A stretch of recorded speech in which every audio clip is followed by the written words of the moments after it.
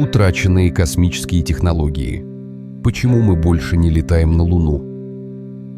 16 января 2017 года умер Юджин Сирнан, последний человек, побывавший на Луне.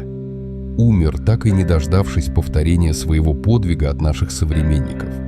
Как получилось, что вершины развития космонавтики человечество достигло полвека назад, и с тех пор подняться на нее вновь так и не смогло? И в 60-х годах, и сегодня для попадания на естественный спутник Земли требуется одно и то же. Во-первых, сверхтяжелая ракета, выводящая от 120 тонн на низкую орбиту и более 45 тонн на траекторию к Луне. Стартовая масса такого монстра должна быть под 3000 тонн. На более легких ракетах вывести в космос лунный корабль за один раз не получится. А запускать 2 ракеты и собирать корабль в космосе значит резко повысить риски неудачи. Во-вторых, необходим лунный посадочный модуль, способный садиться на манер современных «Фальконов» или советских лунных посадочных аппаратов полувековой давности. Его масса начинается от 15 тонн. Все остальное – ЦУПы, скафандры, лунный транспорт – много проще и либо уже имеется в наличии, либо может быть быстро разработано без огромных затрат. В человеческой истории сверхтяжелые ракеты-носители строили 4 раза. Американские, а точнее созданные Вернером фон Брауном, Сатурн-5, советскую М-1, советскую же «Энергию» и американскую СЛС все еще создается. Достаточно взглянуть на изображения всех 4, чтобы заметить очевидное. Они весьма похожи друг на друга. Никаких технологических секретов в них давно нет, и при желании любая значимая страна с этой задачей может справиться. Советская лунная ракета не взлетела из-за вполне разрешимых проблем, связанных с ошибками при проектировании. Будь у СССР желание эти ошибки исправить, он со временем бы это сделал. Другое дело, что у Брежнева такого желания не было. Сменился политический руководитель, и задачи, связанные с созданием сверхтяжелого носителя, в СССР вполне быстро и успешно решили – энергия. Часто можно услышать недоуменный вопрос: если у США такая технология была для Сатурнов полвека назад, то почему сейчас там строят ЛСЛ? Ракету того же технического облика, но с другими двигателями и подсистемами. Не проще ли взять чертежи 60-х и аккуратно их воспроизвести? Тем более, что именно разработка всегда самая дорогая часть лунных программ. Ответ на этот вопрос прост и неутешителен. Во-первых, полных и детальных чертежей по факту просто нет. Частные фирмы, делавшие узлы старинной ракеты, в значительном количестве уже закрылись. Во-вторых, даже если бы они и были, это мало бы помогло. Компоненты Сатурна не производятся так давно, что затраты времени и средств, нужные для их воспроизводства, будут равны разработке новой ракеты. А на самом деле даже больше, ведь при создании СЛС в НАСА используют двигатели, разработанные для шаттлов. Самая дорогая часть их жизненного цикла – разработка. Уже оплачено, и выбрать взамен этого создания по старинным чертежам двигателей для Сатурна будет не только дороже, но и сложнее, но и куда дольше. В теории у России тоже есть чертежи энергии, одна из версий которой вполне пригодна для полета на Луну. В отличие от США, еще живы предприятия, производители компонентов. Однако на практике за четверть века в стране исчезла даже инфраструктура для заправки ракет жидким водородом, не говоря уже о собственно двигателях и иных системах, без которых советскую энергию не сделать. Когда Россия будет строить новый сверхтяж, он будет создаваться с нуля. Космические технологии легко и дешево можно только утратить. Обрести их вновь всегда будет тяжелее и дороже. В последние годы набирает популярность новая гипотеза о том, почему США, а вместе с ними и все человечество, перестали летать на Луну. Якобы научная отдача от полетов туда была исчезающе малой. Все, что могли взять люди от этих миссий, они быстро взяли, поэтому выгоднее оказалось исследовать космос с помощью автоматов. Увы, на деле к концу полудюжины полетов наши знания о Селене были крайне малы. Стало ясно, что она не покрыта океаном пыли, в которой все вязнет. Еще удалось набрать где-то 400 килограммов грунта, но тут же оказалось, что извлечь из него надежные научные сведения довольно сложно. В НАСА так торопились выиграть в лунной гонке, что ряд мелких технических деталей проработали спустя рукава. Контейнеры для грунта плохо закрывались и были не вполне герметичны. Тут же все геохимики, анализировавшие грунт и нашедшие там воду, и удивительное изотопное сходство с земными породами, стали кричать, что из-за безобразных контейнеров ценность этого грунта в решении критически важных вопросов равна нулю. По-хорошему, НАСА надо было взять и сделать, наконец, приличные контейнеры и слетать на спутник заново, чтобы понять, откуда там, собственно, вода в грунте и почему Луна и Земля выглядят сделанными из одного материала, хотя планетология утверждала, что этого вообще не может быть. Увы, ничего этого агентство не сделало, ведь оно свернуло полеты, а новые контейнеры не было смысла делать, потому что их не на чем было бы возить. Еще хуже было то, что из-за той же спешки для астронавтов на Луне не успели сделать пристойные скафандры. А те, что были, слабо сгибались в коленях, из-за чего исследователи Луны не могли по ней нормально ходить. Излишне говорить, что толком исследовать 38 миллионов квадратных километров поверхности на негнущихся коленях нельзя. Достаточно почитать научную фантастику тех лет, чтобы заметить, идея о том, что самое интересное на Луне скрывается в пещерах, расселинах и кратерах, была широко распространена уже полвека назад. Все понимали, что легко испаряемые вещества, включая ту же воду, могут прятаться в тени этих объектов, и их исследование крайне важно. Но как лезть в пещеру, когда вы не можете даже нормально ходить по плоской поверхности? Само собой.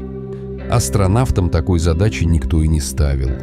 Сегодня мы знаем уже сотни лунных пещер и входов в них, причем размеры некоторых из них измеряются километрами.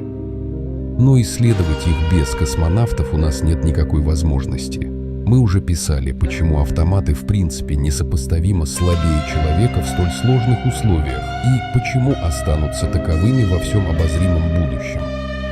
К тому же обнаружилось, что на лунных полюсах есть вода, судя по радарным данным, в виде льда. Точно с большого расстояния в этом не убедиться. Нейтронные детекторы, кстати, российского происхождения, регистрируют вторичные нейтроны от поверхности Луны. Они возникают в верхнем слое грунта под действием падающих на него космических лучей.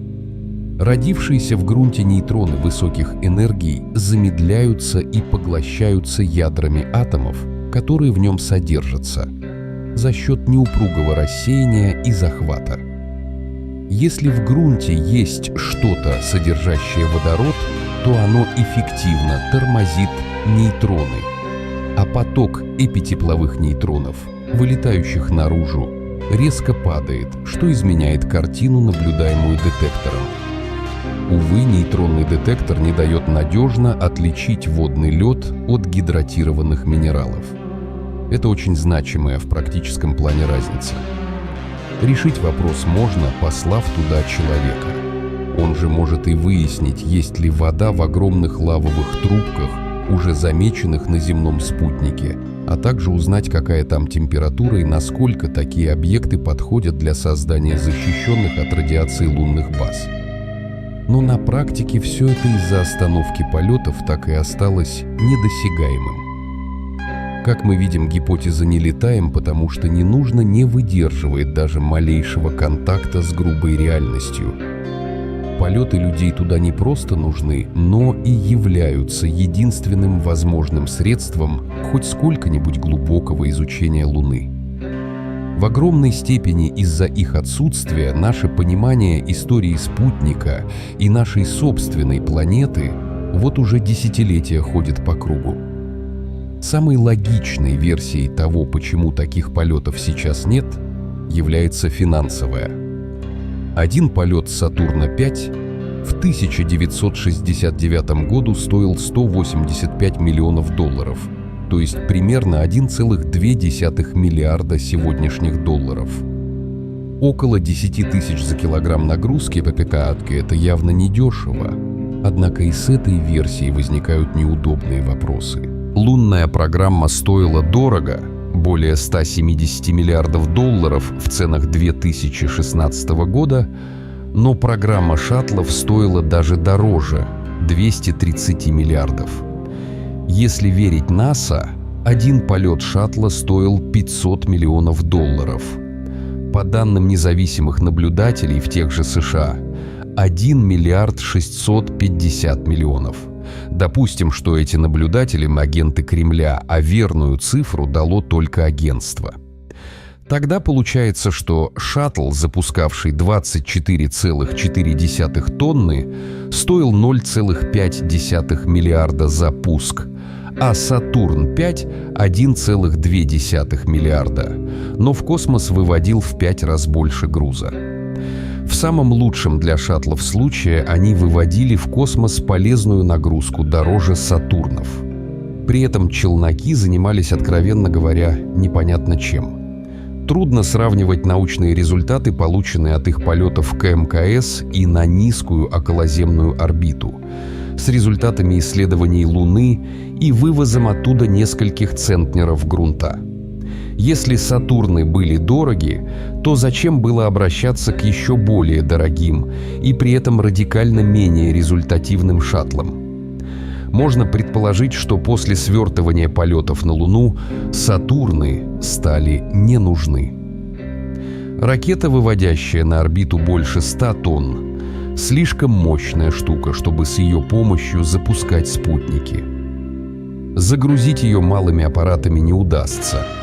Таких потребностей по их запуску в пост-аполлоновскую эру просто не существовало. Шаттлы поднимают в 5 меньше и для низкоорбитальной космонавтики смотрятся куда уместнее. Но и это объяснение неудовлетворительно. С точки зрения освоения и изучения космоса, все задачи, выполненные шаттлами, смотрятся слабее задач, выполненных Сатурнами. Почему же выбор был сделан в пользу челноков?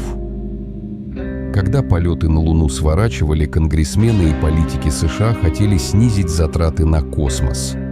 НАСА пыталась, несмотря на это, сохранить значительное финансирование, поэтому перед слабо разбирающимися в чем-либо конкретном политиками была нарисована радужная картина того, как при массовых пусках многоразовых шаттлов удельная стоимость вывода на килограмм груза сократится и все станет хорошо. Программа шаттлов позиционировалась как экономящее средство, иначе на нее никто не дал бы денег. Однако при ее планировании была допущена серия ошибок. Базовой причиной всех их была экономия средств, которую выставляли сильной стороной челноков в сравнении с дорогим Сатурном. В результате шаттлы получились такими, какими их сделали. Дешевыми в разработке – 6,75 миллиарда долларов, но дорогими в полете – 18 тысяч долларов за килограмм груза против запланированных 674.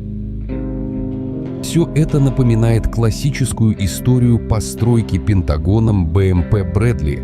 Смотрите на видео ниже. Мнение, что отказавшись от дальнего космоса можно сэкономить, является естественным следствием того, что носители такого мнения – политики, то есть люди, которые в техническом плане не слишком компетентны. Вопрос не стоит, как летать к Луне дорого или не летать к ней дешево. В действительности космос все равно будет стоить дорого. Просто в одном случае космонавтов, как сегодня, будут дорого возить на МКС в 400 километрах от Земли.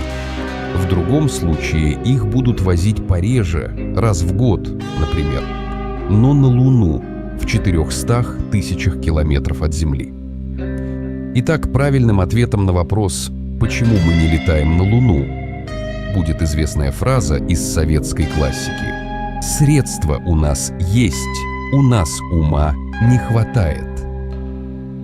Истинная причина отказа от полетов на Луну в неспособности НАСА рассчитать, что отказ от Сатурнов сделает полеты в дальний космос невозможными, а в ближний невозможно дорогими. Удержать США от этой ошибки мог бы только СССР, если бы захотел довести до ума свою лунную ракету, или даже, как планировал Королев, полетев на Марс. Перед лицом советских полетов в дальний космос отказаться от Сатурнов американцы не смогли бы. Как известно, Москва ничего из этого не захотела. Ее нежелание вкупе с серией феерических ошибок агентства похоронило лунные технологии на долгие десятилетия. Самый реалистичный ответ на вопрос «когда мы полетим на Луну» будет звучать как «никогда», до тех пор, пока это зависит от госорганов США или России. Проблема заключается в том, что США, выражаясь словами Николая II, страна без хозяина. Ни один президент там не может провести у власти больше 8 лет, а реализовать вторую лунную программу за такой короткий срок нереально. Между тем, каждый последующий президент, приходя к власти, пытается поменять то, что ему не нравилось в политике предыдущего. Все мы помним, как Никсон пришел к власти, обещая покончить с разорительными космическими мечтами. Сделать это, конечно же, не получилось, принятая им шаттловская программа вышла дороже лунной. Но его опыт никого ничему не научил и не научит в будущем. Знание истории свойственно американским президентам не больше, чем знание основ ракетостроения. Обама свернул программу Constellation, еще одну лунную, так же, как Никсон свернул программу Аполлон. Он тоже ошибочно полагал, что это приведет к снижению космических расходов США.